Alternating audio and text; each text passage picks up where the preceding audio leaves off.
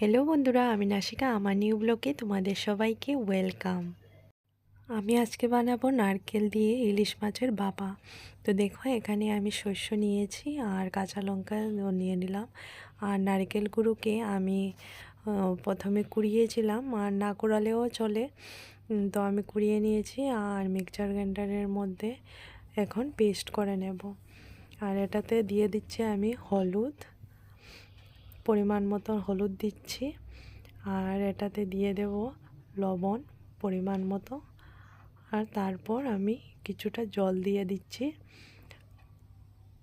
আর তারপর আমি পেস্টগুলোকে বানিয়ে নেব।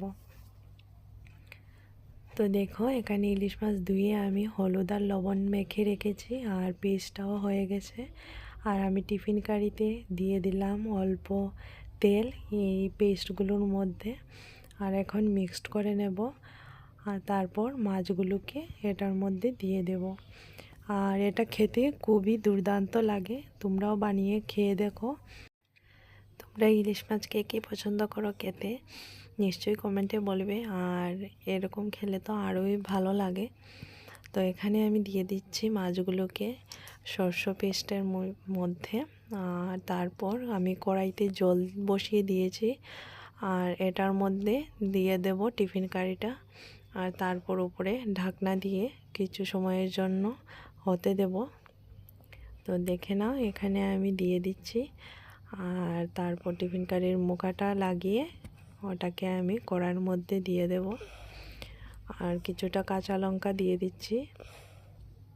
খেতে খুবই ভালো লাগে এরকম। তোমাদের কীরকম লাগলো কমেন্টে নিশ্চয়ই বলবে। তো দেখো, ভাপাটা আমার রেডি হয়ে গেছে। আর ইলিশ মাছ থেকে খুবই সুন্দর সেন্ট বেরোচ্ছিল। আর এই রেসিপিটা তোমাদের ভালো লেগে থাকলে তোমরা লাইক করে দিও, আর একটা ভালো করে কমেন্ট করে দিও, ভালো লাগবে। আর প্রত্যেকে আমার ভিডিওগুলো দেখো, এটা তো আমি জানি, কারণ প্লেস তো হয়ই।